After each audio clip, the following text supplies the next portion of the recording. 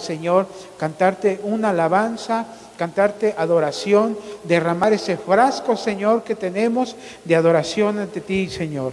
Y te pedimos en esta hora, Señor, que nos hables, que tu palabra, Señor, sea ministrada al pueblo de acuerdo a como tú quieres que llegue en cada corazón, Señor. Te pido que uses mi vida como un vaso útil, Señor. Gracias por este privilegio que me das, en el nombre de Jesús. Amén, amén y amén. Denle un aplauso, una fuerte ofrenda de palmas al Señor.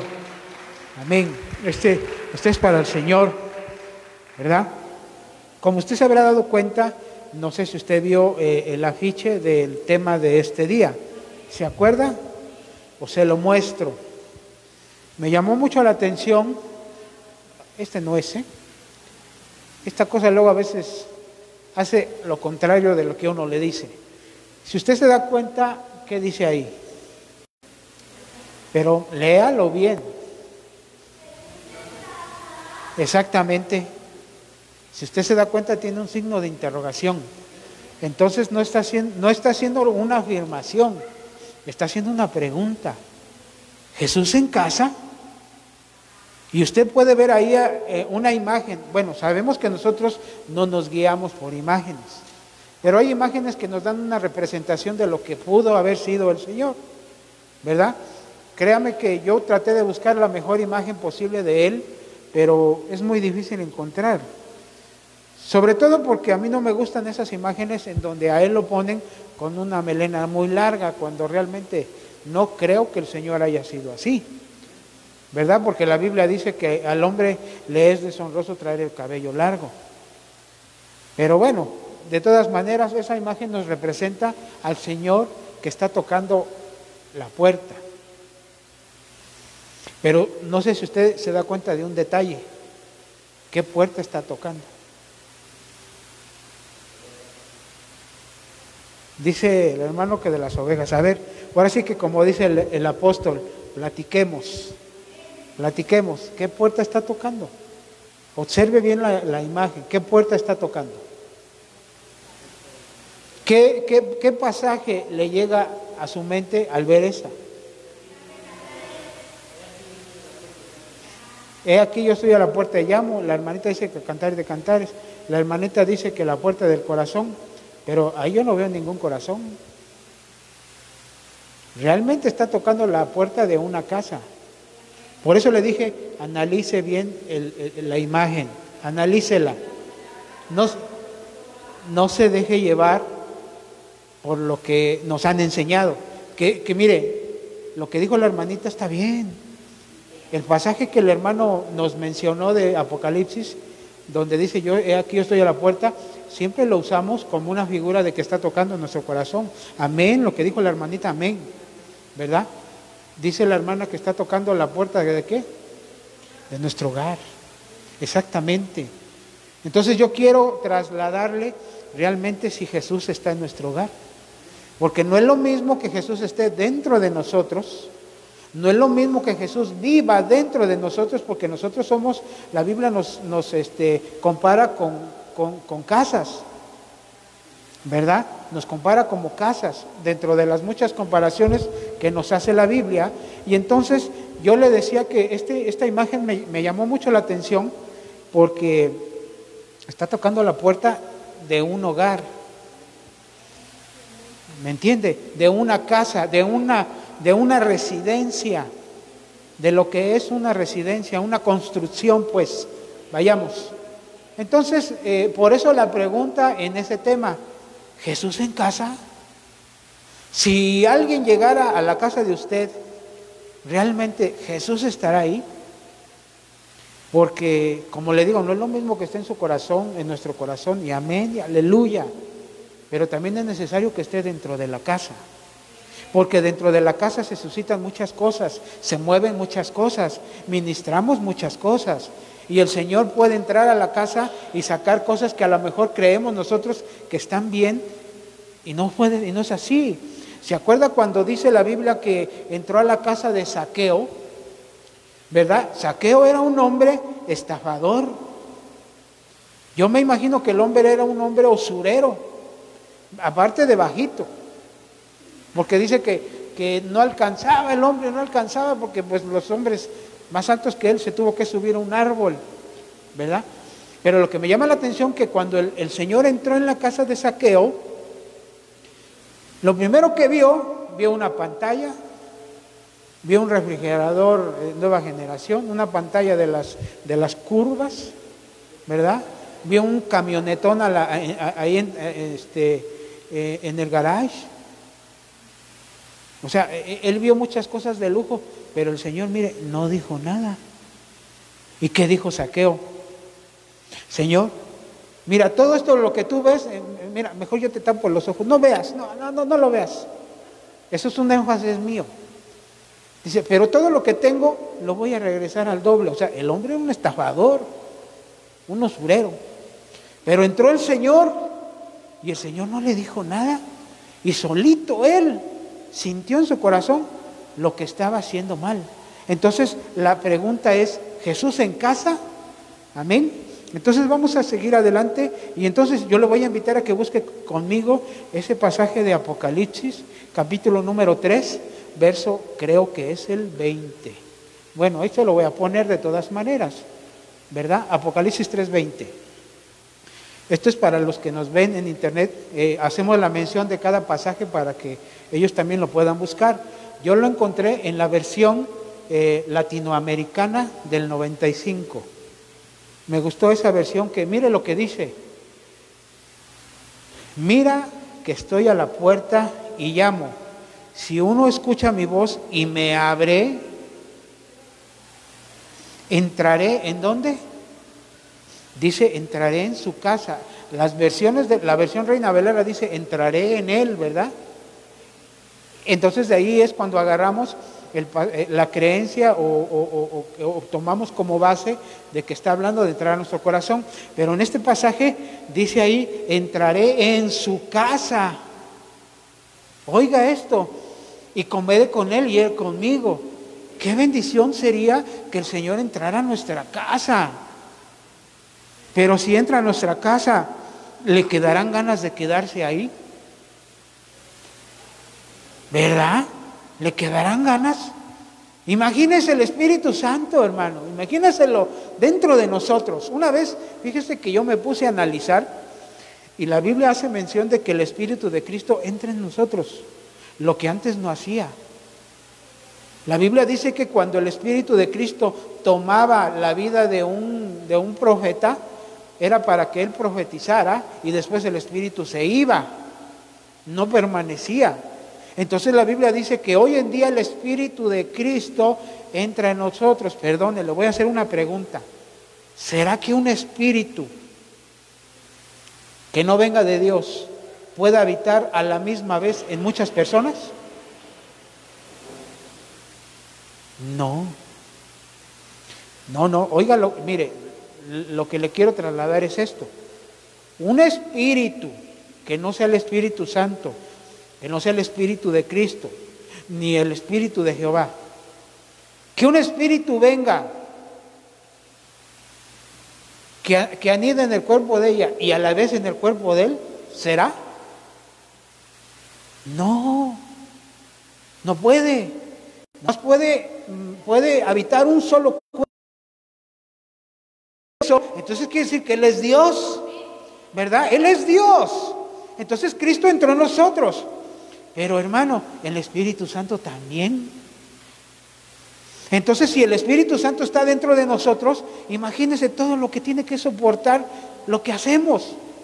Tanto buenas cosas como malas, pésimas, las decisiones que tomamos. Si son buenas, si nos dejamos guiar por Él, entonces, con todo respeto lo digo para el Espíritu, si se deja usted guiar por Él, échele la culpa a Él que lo está guiando. Pero si no es Él el que lo está guiando, ¿quién lo guía? Entonces aquí en este pasaje lo que yo quiero hablarle es, si Jesús ya tocó la puerta de su casa, y si ya tocó la puerta de su casa, entró, ¿y qué hizo en su casa? Me gustaría que usted conmigo lo analizáramos qué fue lo que hizo. Mire, el principio que Dios tenía para el hombre era que el hombre formara una familia. Por eso dice la Biblia que hay familias en los cielos, lo mismo que hay familias en la tierra. Entonces el Señor es un Dios de familia. Y el propósito de Dios en la tierra, de cuando formó a Adán y sacar a su mujer de su costilla, es que ellos formaran una familia, y lo hicieron. Usted sabe que Adán y Eva tuvieron hijos en el huerto. Entonces ellos eran constituidos una familia. El propósito de Dios es que haya familias bendecidas. Y usted sabe que el propósito de las tinieblas es que esas familias se desintegren. Y está formando familias que nada tiene que ver con el plan de Dios. Y usted sabe que ahora el mundo forma familias del mismo género. Esas son aberraciones, ¿verdad? Entonces nosotros tenemos que enseñarle a usted que el plan original de Dios era que hubiera familias constituidas por un papá, una mamá y los hijos. Entonces un día al Señor se le ocurre venir a la tierra. Al Señor se le ocurre venir a la tierra, hermano. Pero el pueblo de Israel esperaba a su Salvador como un hombre ya de estatura, que venía a libertarlos de la esclavitud. Ellos esperaban ver a su Mesías así, pero nunca se imaginaron que iban a ver al Mesías convertido en un niño. Ahora, perdone, ¿usted por qué cree que Dios permitió que el Señor viniera en forma de un niño? ¿Por qué? ¿No se imagina usted por qué? Él tenía que padecer lo mismo que padecemos nosotros. Si Él viene a una estatura ya establecida, entonces Él no iba a entender los sufrimientos o las necesidades de un niño. Entonces Él, cuando llega a la casa de María y de José, Él tenía la necesidad de ser alimentado, de ser aseado, ¿verdad? De que le provean sus necesidades y de sujetarse a una autoridad y reconocer una autoridad, aunque José no era su papá.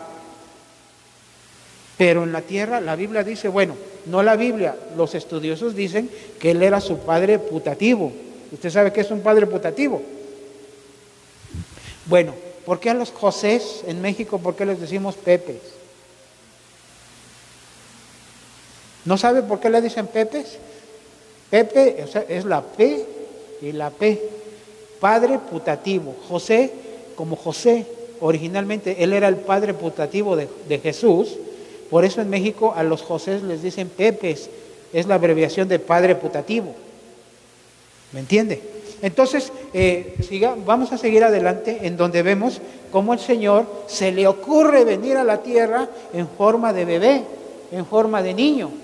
Así como le abrimos nuestra vida al corazón del Señor Jesús, para ser salvos es necesario que también le abramos la puerta de nuestra casa y le invitemos a que entre ella para que la transformación que hemos experimentado también alcance nuestra familia. Qué importante es eso, hermano, que nuestra transformación la alcance también nuestra familia. Yo no sé si usted lo anhela, yo sí. Yo anhelo que mi esposa, mi hijo, aunque mi hijo no lo ve usted aquí, pero él tiene a Cristo en su corazón. Y yo sé que un día el Señor lo va a traer, si no lo trae con cuerdas de amor, lo va a traer de las orejas o lo va a traer de la patilla. No sé cómo lo traiga, pero yo sé que lo va a traer. Y a lo mejor usted espera lo mismo y gloria a Dios, ojalá y así sea, ¿verdad? Pero también tenemos gente que no conoce al Señor, tenemos familiares y queremos compartirles ese mismo gozo, bueno, no sé si usted tenga ese gozo de ahora de saber que ya no va al lago de fuego, ya no va a la perdición, ya no va a la condena, ya vamos nosotros directito al cielo, ¿verdad? ¿Ha escuchado usted cuando muere una persona que dice, ay, ya se fue al cielo? Le voy a hacer una pregunta aquí, que no debería de ser, pero perdone, ¿se irá al cielo, sí o no? Depende, dice la hermana. Dice el hermano que todos se van a ir al cielo, pero depende a dónde, ¿verdad? Depende si a la Babilonia o a la Nueva Jerusalén. Eso es el espíritu, pero el alma depende de la estatura en la que murió, ¿verdad? Depende de la estatura. Así es que, hermano, ustedes saben que nosotros tenemos que alcanzar estatura de 100, de varón perfecto. Amén. Entonces vemos en este pasaje de Mateo 2:11, la Reina Valera 60 dice: y al entrar en la casa, vieron al niño con su madre María, y postrándose lo adoraron, y abrieron sus tesoros, le ofrecieron presentes, oro, incienso y mirna. ¿De quién está hablando ahí? A ver, ahora sí, platiquemos. ¿De quién está hablando? De los magos. La Biblia dice magos, no dice astrólogos. Aunque sí eran astrólogos, ¿eh? Pero no dice que eran reyes, eran unos magos o unos sabios, ¿verdad? De Oriente. Dice que estos llegaron y entraron en la casa. Pero ¿a quién encontraron en la casa? Al Señor. Ya estaba dentro de la casa, ¿verdad? Pero es de llamar la atención que él estaba ¿con quién? Con su madre. Y lógicamente también estaba ahí su papá. O sea, estaban ahí José y María. Y mire que ellos lo que hicieron fue postrarse ante ese niño. Pregunta, si ese niño no fuera Dios, ¿hubiera aceptado la adoración de ellos? No, no lo hubiera aceptado. Acuérdense que cuando el apóstol Juan le dieron la visión de lo que nosotros conocemos como el libro de Apocalipsis, dice que cuando él quiso postrarse a adorar al ángel que le había dado la visión, ¿qué le dijo el ángel?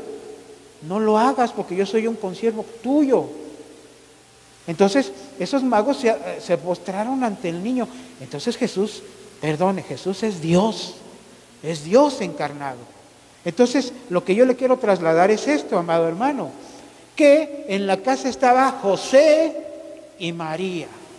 ¿En su casa estaba o está José y María? ¿Sí o no? Ya no me quiere contestar, porque ya sabe que le hago preguntas para después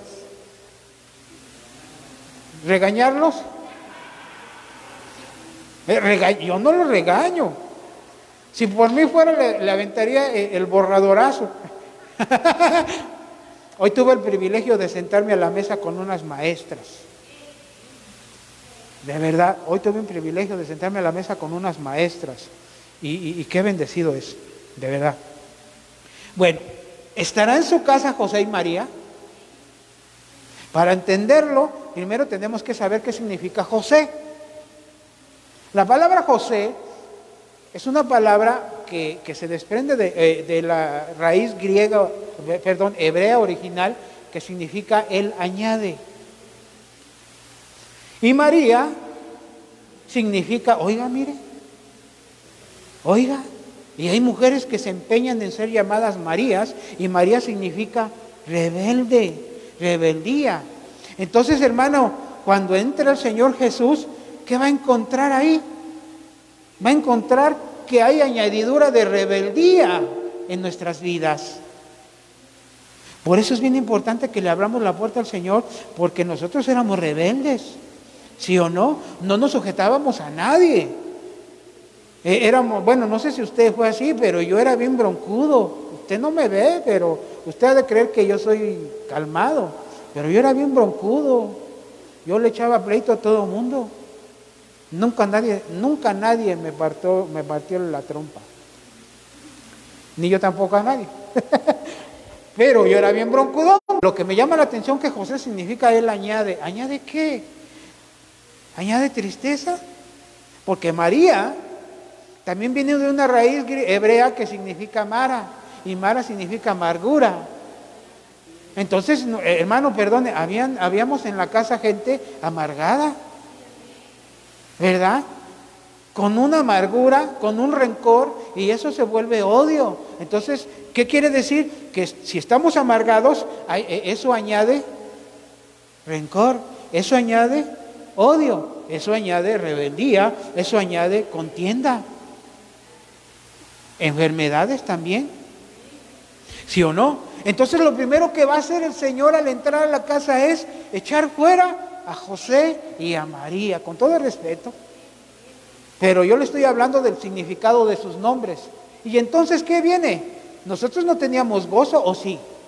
Usted tenía el gozo. ¿Usted cree que porque iba a las fiestas a bailar la guaracha sabrosona y a convivir? Y mire, ¿cuántos no conocimos que el 24 de diciembre que celebrábamos antes esas fechas, todavía no eran ni las 8 de la noche, ya estaban bien jarras? ¿Sí o no? Ni disfrutaban. Y luego para acabarla broncudos. Y luego para acabarla peleándose con todo mundo.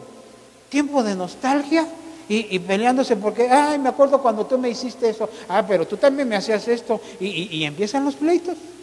¿Sí o no? Entonces cuando entra el Señor, Él nos devuelve el gozo. Se recupera el gozo. El gozo de la salvación, el gozo de entender y saber que ahora ya no vamos a una condenación, y ese gozo, no sé si a usted le sucedió, pero lo quisiera compartir a otros. A mí me pasó. Yo no sé si usted se acuerda el día que nació de nuevo. ¿Cuántos se acuerdan? ¿Se acuerda usted la hora? Sí. ¿Se acuerda usted el día, la fecha exacta y la hora? Yo sí. ¿Cómo ve? Yo sí me acuerdo que yo nací de nuevo, no se lo digo, yo nací de nuevo el 29 de diciembre del año 2000, entre las 9 y las 10 de la noche. Y de ahí empecé a experimentar un gozo, que cuando yo llegué a mi casa, ¿qué cree que hice? Pues tratar de compartirle a mi familia. Porque yo tenía un gozo, porque yo ya, no sé, yo la verdad yo no lo sé, pero algo me hizo entender que yo, porque cuando, mire, cuando el hermano que me llevó a los pies del Señor me hizo una pregunta, me dijo, ¿qué pasaría si te murieras ahorita? Y yo le dije, y yo se lo dije así, me acuerdo que yo le dije, pues me voy al infierno. Así se lo dije, pero mire, hermano, cuando decimos eso, lo decimos como si dijéramos, bueno, ahí hay mujeres, ahí hay fiestas, así nos lo han hecho creer, ¿no? Entonces, no hay problema, me voy al infierno con unas misas, con unos rosarios y me sacan. ¿Y qué cree que me empieza a predicar y que me empieza a enseñar que esas cosas pueden cambiar en mi vida? Entonces, cuando yo recibo al Señor en mi corazón, le abro mi corazón, me estoy ministrando con usted, empiezo a experimentar un gozo. Y ese gozo yo lo quise compartir con mi familia, y ahí empezó el primer problema. Por eso que cuando a usted le digan, venga Jesús, que Jesús es la respuesta a todos sus problemas, no es cierto. No es cierto. Jesús no es la solución a todos los problemas, no, porque ahí empezó mi problema con mi familia. Porque mi familia lógicamente era de una religión, o es, muchos de ellos todavía, que no entendían lo que yo estaba experimentando, ¿verdad? Entonces, ¿qué pasa cuando el Señor entra? Se recupera el gozo. ¿Por qué dice se recupera el gozo? Porque cuando estábamos allá con el Señor, estábamos gozándonos de su presencia, y por el pecado fuimos destituidos de la gloria, ¿verdad? Mire, se recupera el carácter, la humildad. Yo se lo acabo de decir, yo era bien broncudo y todavía estoy luchando con mi carácter. Yo no sé si usted todavía, pero es una lucha de toda la vida. Es un proceso que tiene que surtir efecto en nuestras vidas y se tiene que ver, ¿verdad? Porque ¿cómo puedo yo llegar a decirle a mi hermano, a mi hermano que el carnal, oye hermano, acepta a Cristo porque Cristo y me empieza a decir que no, y yo le quiero agredir?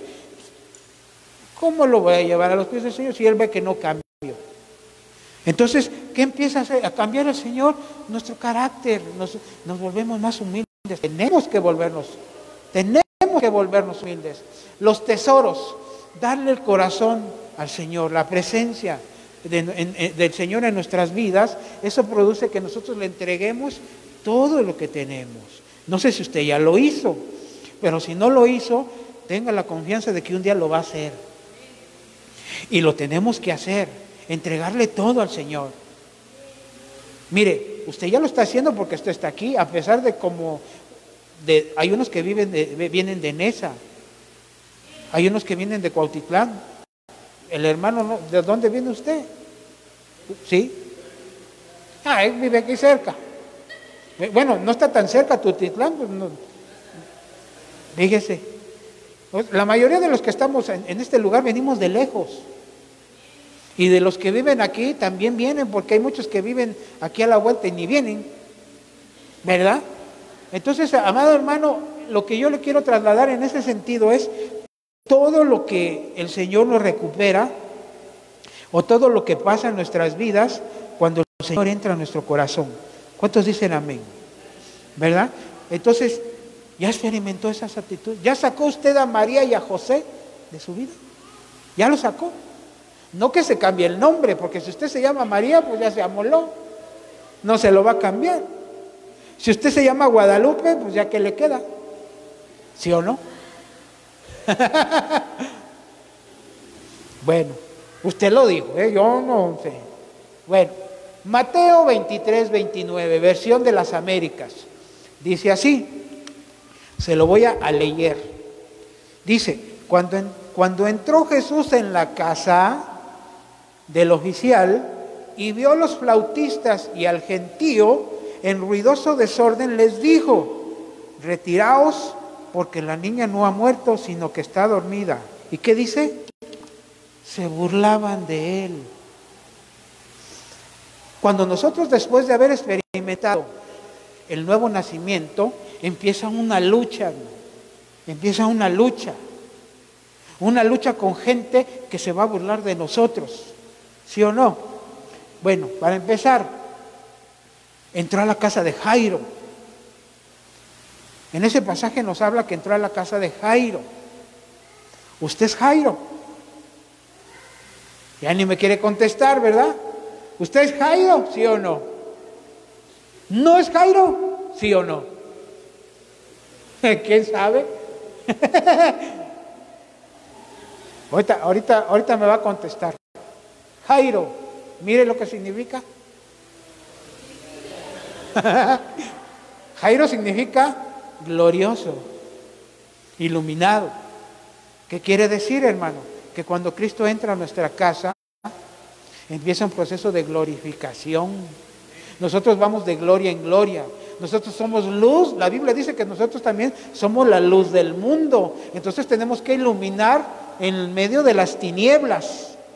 Y para iluminar en medio de las tinieblas tenemos que llevar el poder del Espíritu Santo. Y el Espíritu Santo nos lleva de gloria en gloria. Ya ve cómo a veces se la pongo a pensar, ¿verdad? Entonces, ¿usted es Jairo, sí o no? Amén. Tenemos que ser como Jairo, abrirle la puerta, porque la gloria está entrando a nuestra casa, ¿sí o no? Y mire, ¿se acuerda que a qué entró Jesús? No, eso ya lo hizo antes.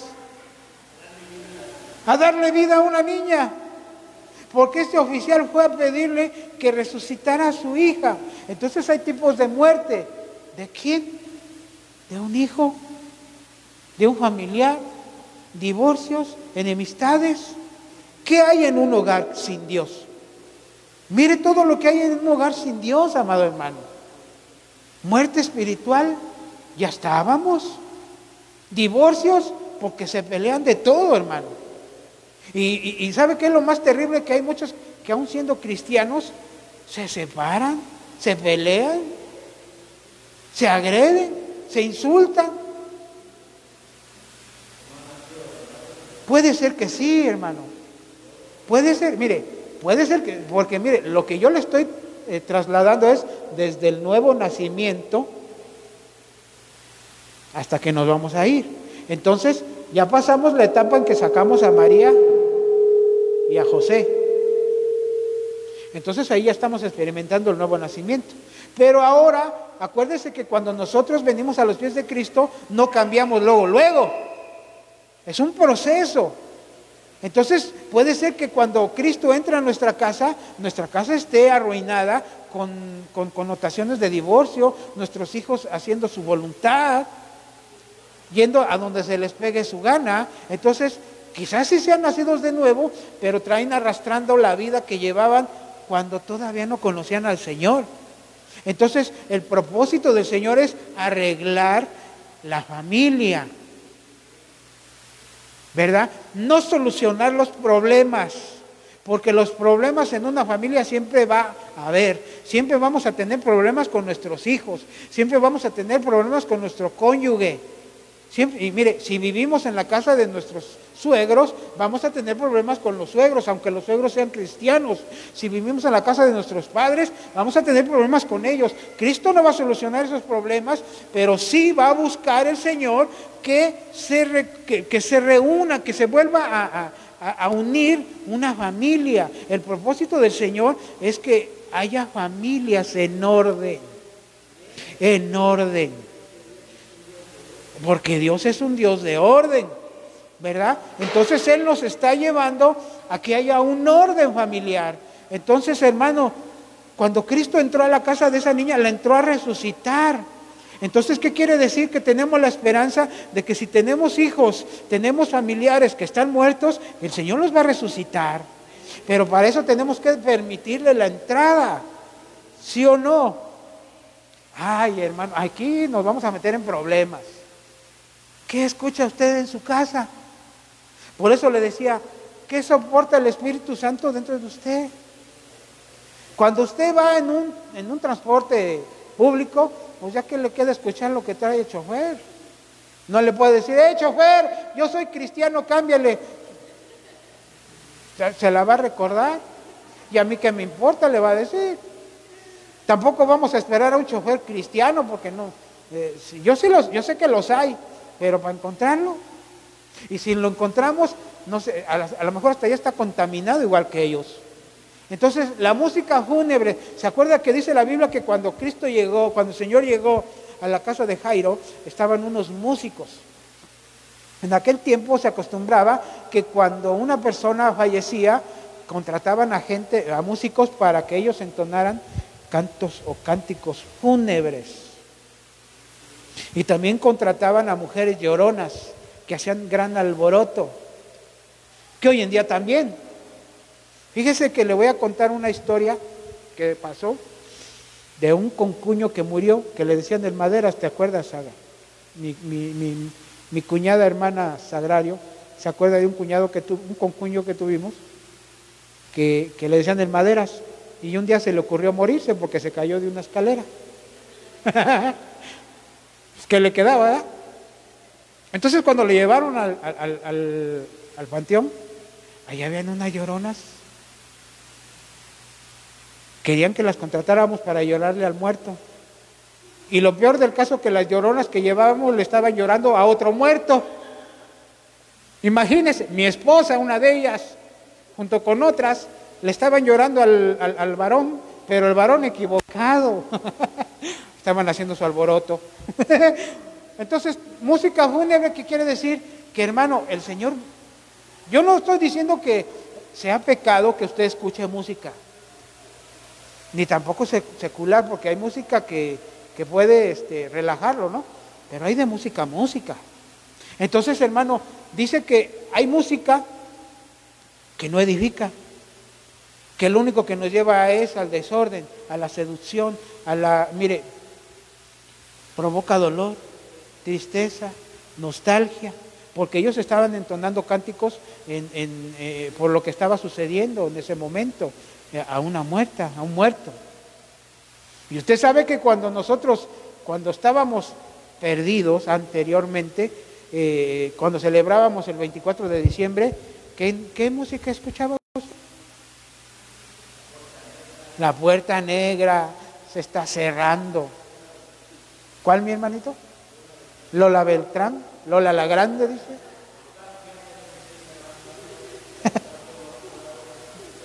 Imagínense.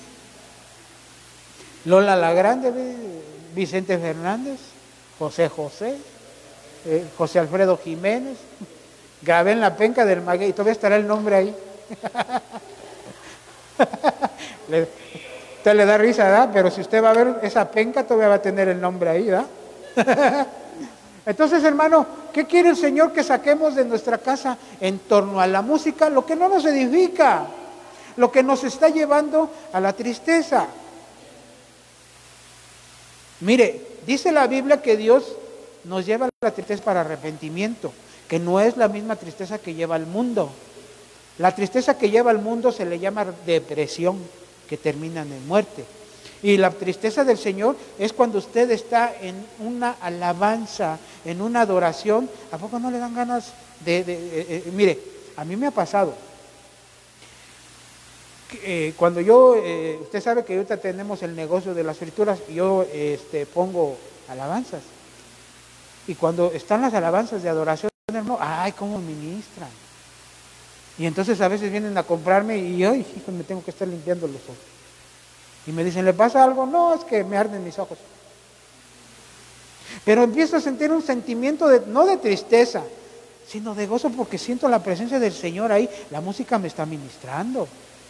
Entonces, hermano, ¿qué nos tiene que ministrar la música? La presencia del Señor. ¿Sí o no? Eso es lo que va a entrar a restaurar el Señor en la casa. Eso es lo que va a restaurar el Señor. ¿Qué más? Provocan confusión. Las mujeres, yo le decía que las mujeres que están ahí provocan confusión, ¿sí o no? Malas compañías, incitadores a los malos, a lo malo, burladores del evangelio. Acuérdese que usted muchas veces usted o yo le sucedió que vamos a compartir y hay gente que se burla.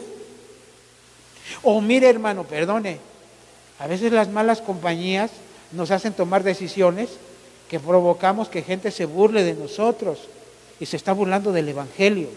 Alguien que me busque, por favor, Primera de Tesalonicenses 5:14, o lo busco yo. Usted me dice. Nadie me dice amén, entonces yo lo busco. ¿Ya lo tiene? Pero ya vio la versión del oso.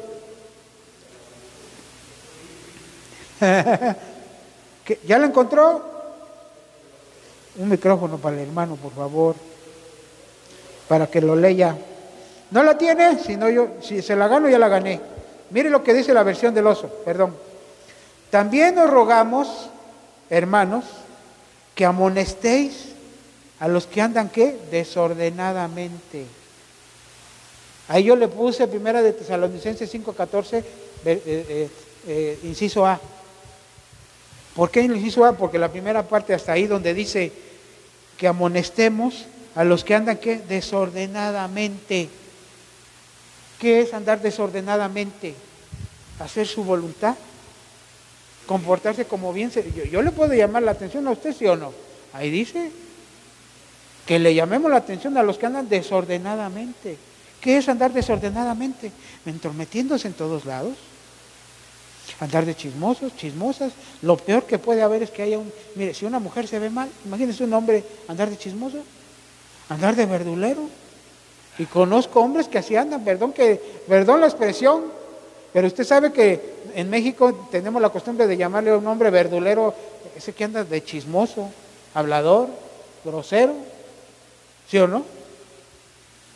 Ay, nanita, sacarlos del hogar. ¿A quién va a sacar usted del hogar? A esa gente que llega y no le edifica.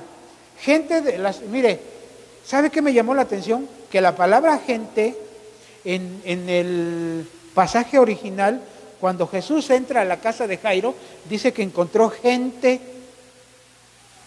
que estaba tocando y que estaban alborotando. La palabra gente de ese pasaje, en el original, ¿sabe cómo se traduce? Se traduce chusma, o sea, puro don Ramón ahí. Fíjese que entre doña Florinda y chusma y el Kiko, ¿no?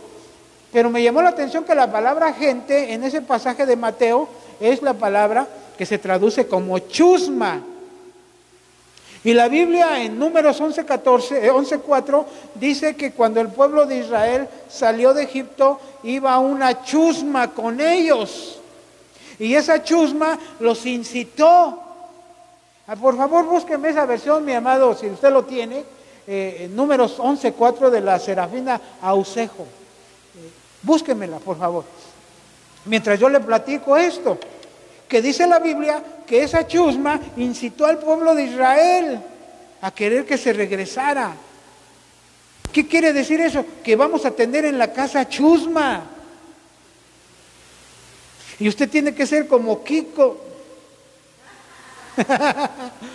Y no con los cachetes inflados. Perdón, hermano, con todo respeto, pero la Biblia les llama chusma. ¿Qué dice Números 11:4?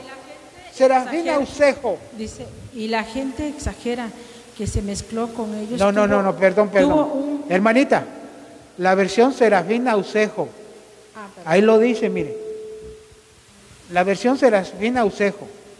Porque la versión que la hermanita leyó dice la gente mixta o la gente que se mezcló. Pero yo quiero que me lean esa versión porque esa versión dice chusma. Chusma. Sí. Oh, lo voy a tener que buscar yo otra vez.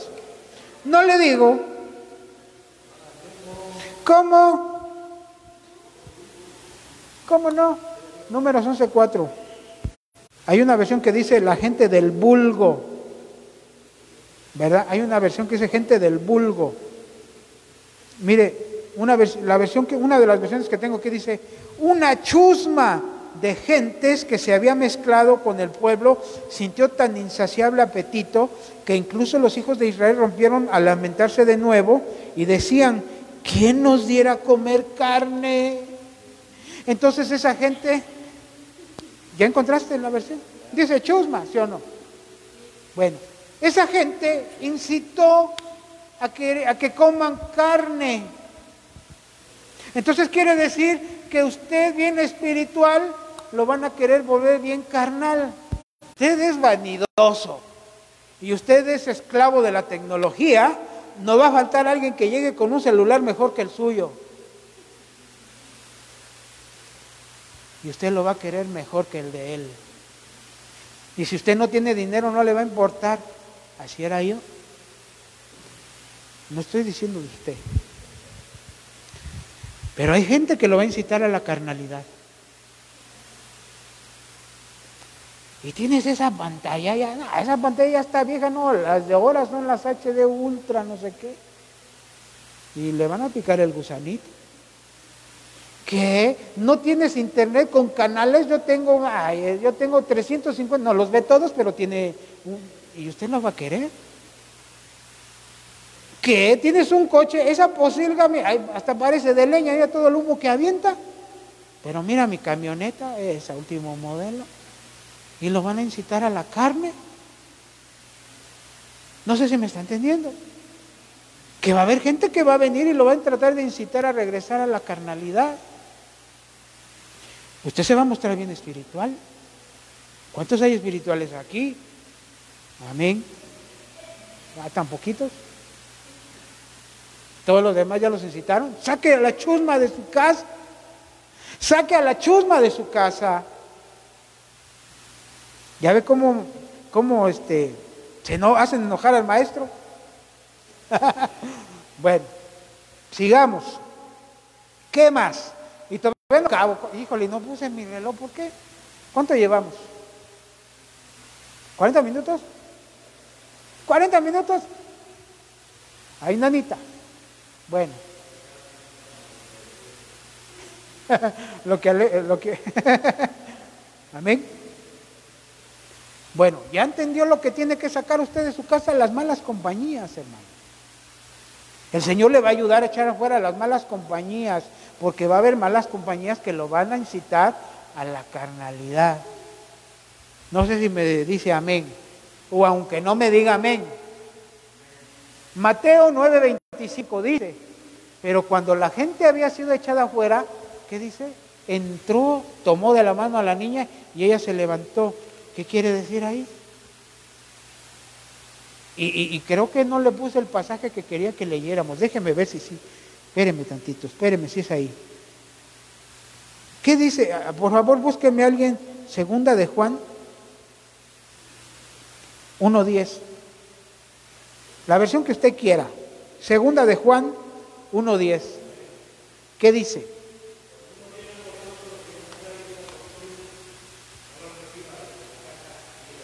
Oiga, ¿porque qué? ¿Y qué dice? De sus malas obras. Oiga, eso lo dice el Señor, yo no lo dije. En voz del hermano Adán, échele la culpa a él. que lo oye yo. Oiga, hermano, mire, fíjese, porque hay gente que llega con una doctrina diferente a la nuestra, y el Señor es bien tajante. Si no viene con la doctrina de Cristo, chusma, chusma y fuera. De verdad. Ahí lo dice, no lo reciban. Porque si usted lo recibe, dice que se hace partícipe de sus malas obras. Entonces, hermano, ¿cómo queremos nosotros que Dios haga la obra en nuestras vidas, o en la vida de nuestra familia, si no echamos fuera la chusma? Por eso dice que cuando la gente había, esa palabra gente es la que le digo, que se traduce como chusma. Nomás que ahí la tradujeron con gente. Entró, dice, cuando la gente había salido o echado fuera, entró el Señor y tomó de la mano a la niña y se levantó. Entonces tenemos la promesa, hermano, como dice el hermano, que echó fuera a la chusma, ¿sí o no? Quisieron contaminarlo y echó fuera la chusma. Con razón le vi los cachetes inflados ahorita que llegó. Está agarrando el hilo. O sea, nosotros tenemos que ir de gloria en gloria, dice la Biblia. Y ahorita, si usted es Jairo, ¿sí es Jairo, sí o no? Ay, gloria a Dios. Ahora sí ya no me dijo que no, ¿verdad? Mire, fue cuando la gente estaba fuera de la casa que Jesús entró y levantó a la niña. Esto nos enseña que cuando saquemos o alejemos de nuestra casa, hogar, la música que no es de Dios, los criterios, consejos, conceptos, objetos e incluso amigos u otras personas que lo estorban y se burlan del proceso de restauración de Dios, o que ejercen una mala influencia, veremos cómo regresarán a la comunión de Dios. Oiga esto. O le entregarán la vida al Señor. Yo lo creo, hermano. Tenemos un problema. ¿Cómo sacar a esa gente de nuestra casa? ¿Y si son familiares? ¿Y si son familiares los que vienen con una doctrina que no es de Cristo? Perdone, mire, se lo voy a decir yo así, yo lo haría así, aunque sea mi familiar.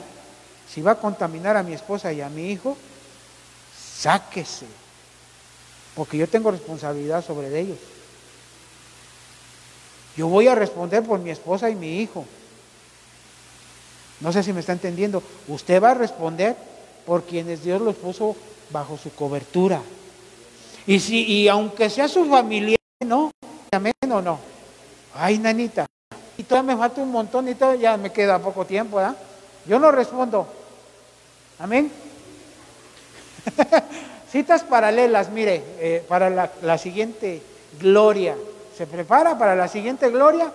Dice, pasando Jesús de ahí, vio a un hombre llamado Mateo.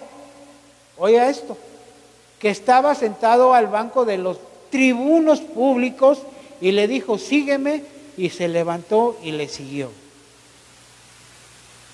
Pero hay un pasaje paralelo a este, que es el mismo, pero vea la diferencia. Y al pasar vio a Leví, hijo de Alfeo. Es el mismo, nomás que Marcos le llama a Leví y Mateo se nombra a sí mismo Mateo. Es el mismo. Sentado en banco de los tribunos públicos y le dijo, sígueme, y levantándose le siguió. Aquí viene lo interesante. Esta es otra gloria que vamos a experimentar, amado hermano. Espéreme tantito. También quiero ver qué sigue, antes de que se me pase. Marcos 2:15 dice, aconteció que estando Jesús a la mesa en casa de quién? Lo acabamos de leer ahorita, en casa de Leví. Cuando leemos todo el pasaje, vemos que está en la casa de Leví. Dice, en la casa de él, ¿de quién? De Leví. Muchos publicanos y pecadores estaban también a la mesa juntamente con Jesús y sus discípulos, porque había muchos que le habían seguido. Estaba en la casa de quién, dice ahí. De él, dice. ¿Pero de quién él?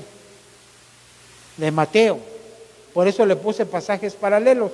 Mateo también se llama Leví. ¿Se acuerda que vimos que se llama Leví? Bueno, ¿qué quiere decir Mateo?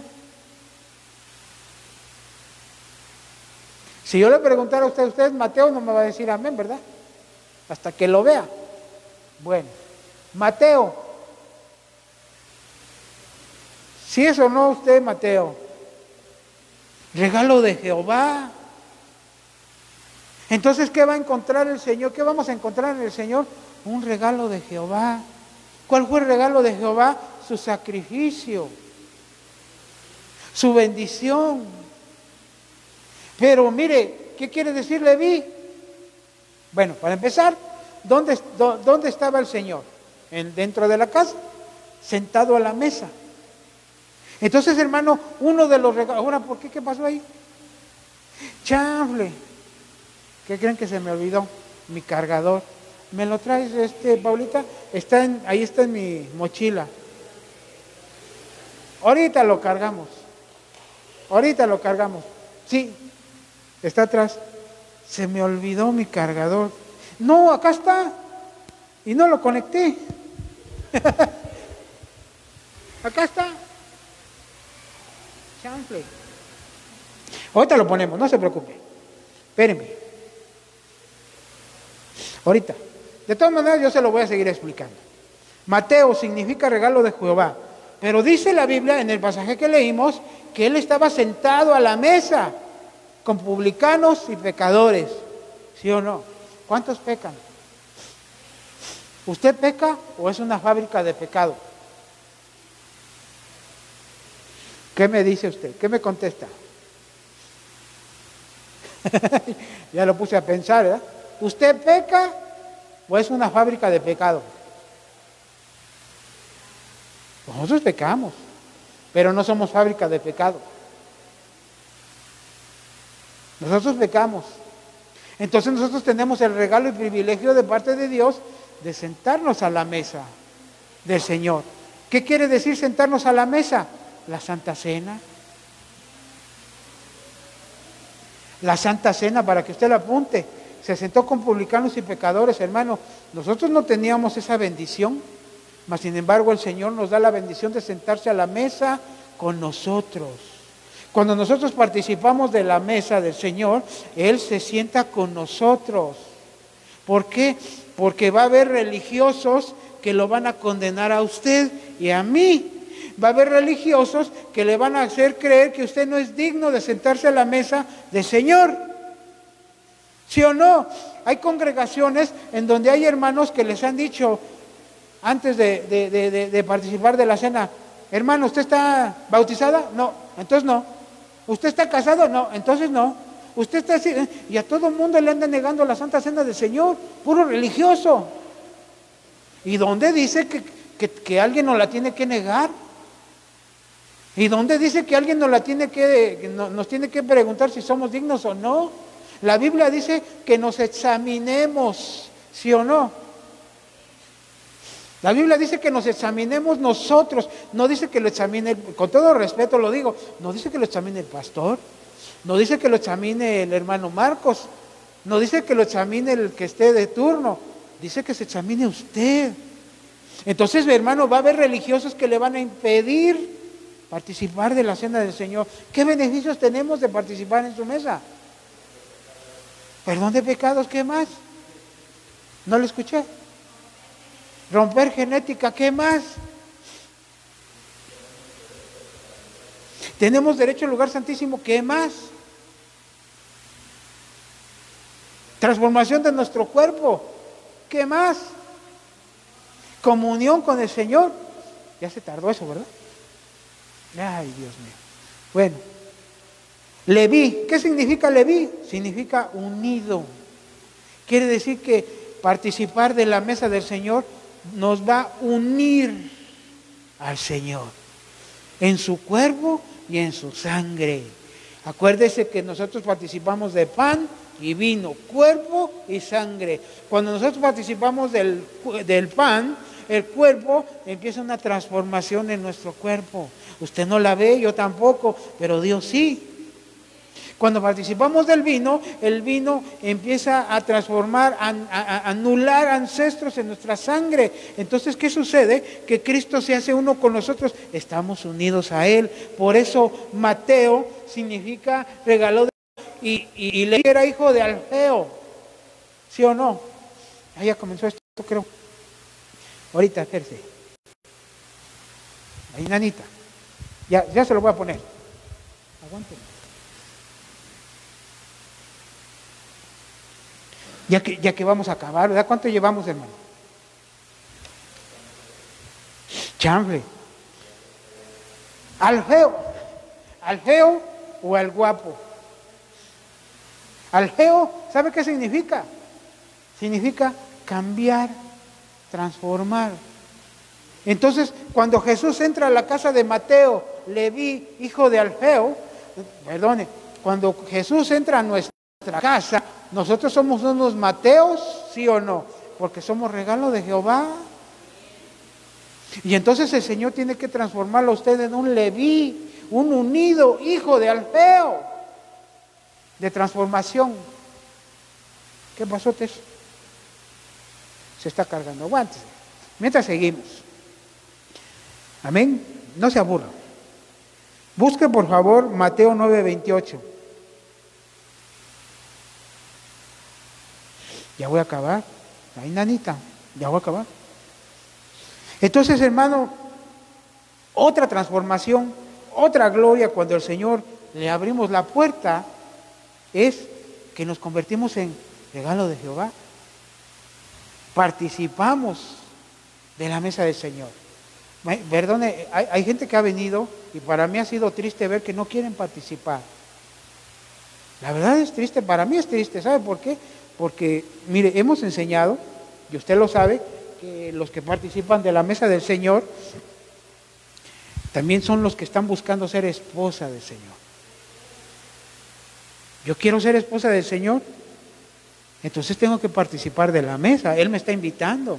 Por eso el pasaje original que le hablé, el de Apocalipsis 3:20 dice: he aquí yo estoy a la puerta y llamo, entraré en Él y cenaré con Él.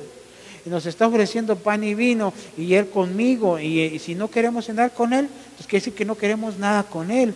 ¿Sabe por qué? Porque los religiosos han ministrado a esa gente para que no participe de la cena del Señor. Qué triste, hermano, qué triste que haya gente así. Ya hasta me cayó gordo eso. La culpa la tuve yo, ¿sí o no? Tú me dices amén el hermano. Bueno, Mateo 9:28, búsquenme, por favor.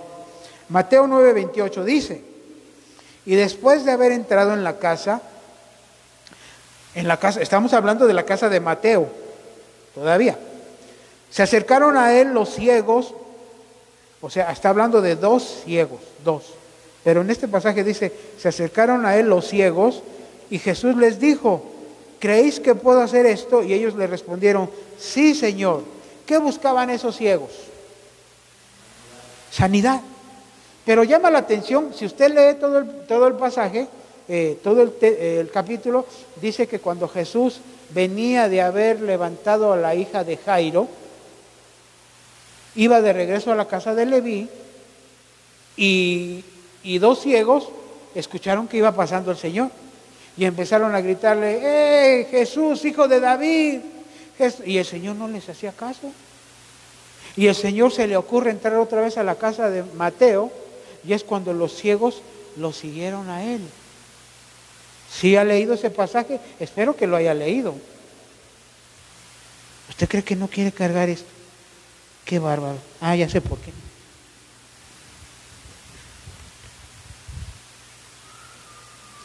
Otra que cargue. Mientras se lo leo. ¿Qué quiere decir eso? Que estos ciegos iban tras del Señor. Eso nos habla de la perseverancia, de caminar en el Señor. Eso nos habla de buscar la comunión, de caminar con el Señor. Pero si usted lee ese pasaje en el original, dice que eran dos ciegos. Entonces se está hablando perdone, no dice si eran mujer o hombre, ¿verdad? Pero nosotros lo vamos a aplicar en el contexto que le quiero explicar. Está hablando de una familia, de una pareja, de un matrimonio. Entonces, ¿qué quiere decir? Que el matrimonio tiene que caminar en la perseverancia de buscar al Señor. Entonces usted y yo tenemos que hacerlo. Buscar en pareja. No me gusta utilizar esa frase, pero me refiero a un matrimonio. Unánimes. Pero si se da cuenta, cuando lea usted este pasaje, dice que cuando Jesús salió de la casa de Jairo, iba de regreso a la casa de Leví, ¿cuánto habrá caminado? Yo creo que ha de haber caminado un buen trecho, en donde en ese trecho iban los ciegos gritándole al Señor y el Señor ni les hacía caso, hasta que entró a la casa y entraron ellos con Él. Entonces eso nos habla de caminar en común acuerdo como familia. Que todo lo que hagamos le tomemos parecer al cónyuge. Aunque no me diga amén. Pero eso debe ser así. Bueno, perdón, y mi esposa es testigo si me está viendo, eso siempre lo hemos hecho nosotros.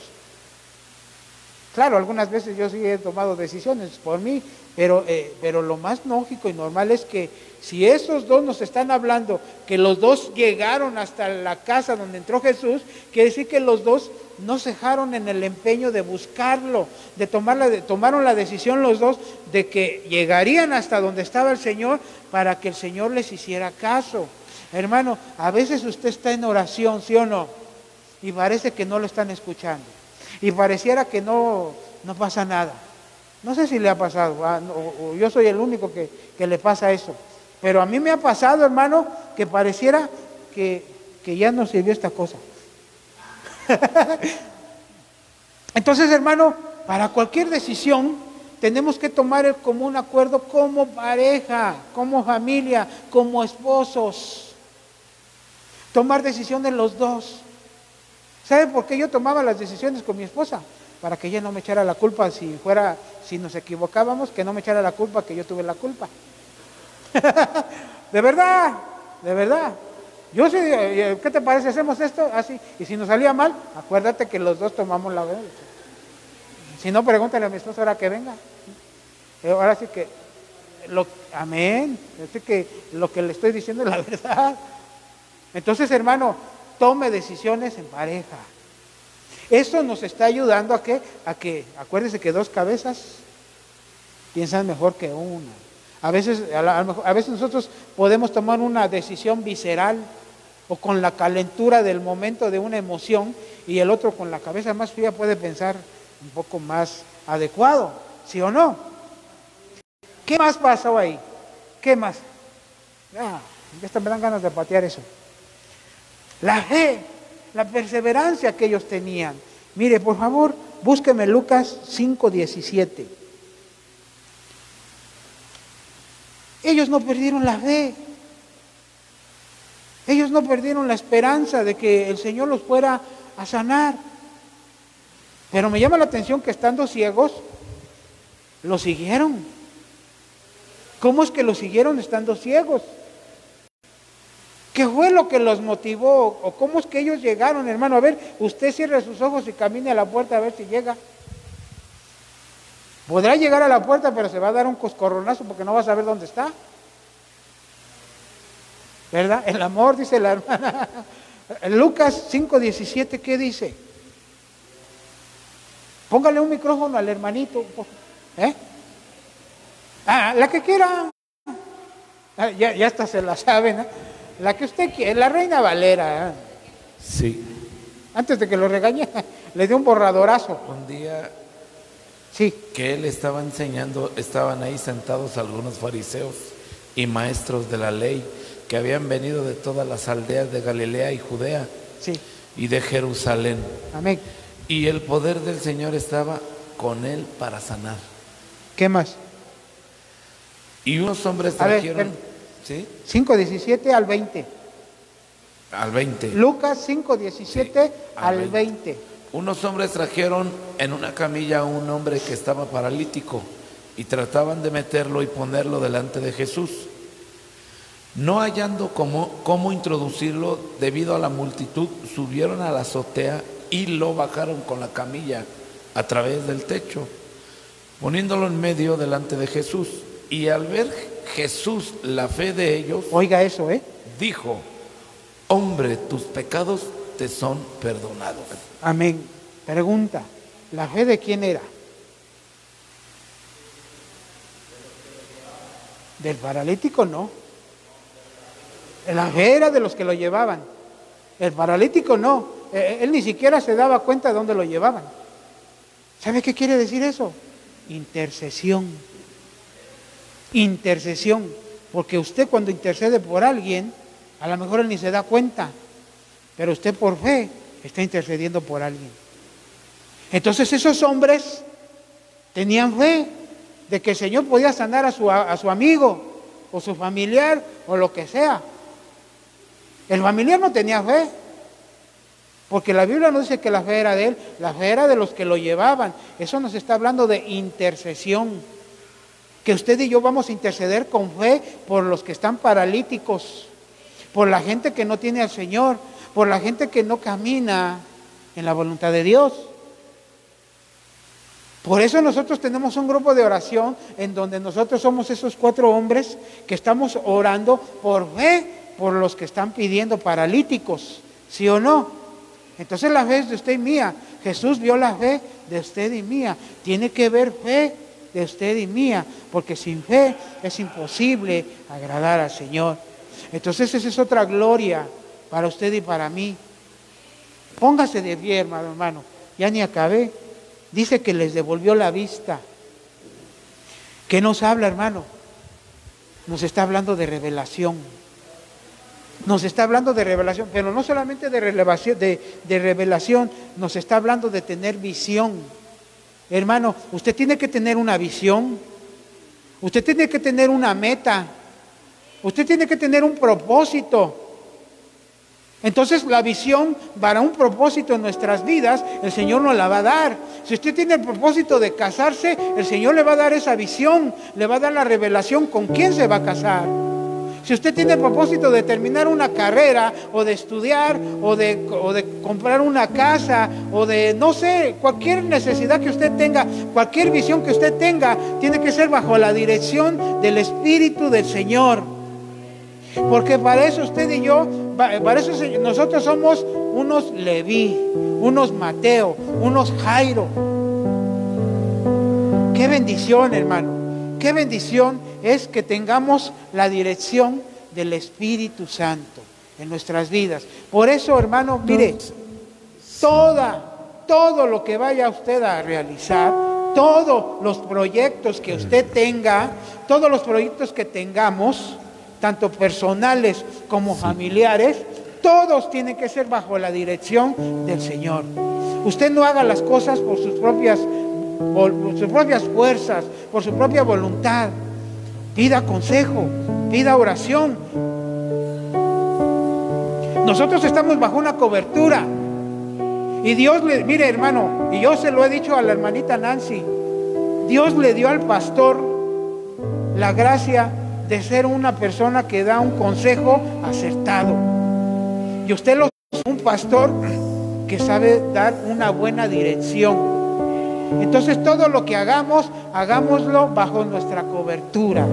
Pues levante sus manos, amado hermano. Levante sus manos y cierre sus ojitos. Y vamos a darle gracias. Porque, mire, hay cosas que yo quería decirle, pero por algo el Señor no quiso que se las dijera. Pero hay cosas que yo le dije que, mire, ni siquiera yo sabía que se las iba a decir. Pero yo sé que el Señor está obrando en nuestras vidas. Y como hoy es un jueves de culto familiar, estamos hablando de que Jesús puede, mire, no va a quitar nuestros problemas, pero sí va a restaurar nuestras familias. Eso téngalo por seguro. Dios va a restaurar nuestras familias. Levante sus manos y pidámosle al Señor: Señor, restáurame. Dígale: Señor, restáurame. Que empiece con nosotros. Restáurame. Restaura mi carácter. Restaura mis decisiones. Restaura, Señor. Restaura, Señor, mi trabajo. Gracias, Señor. Gracias, mi Rey. Aleluya.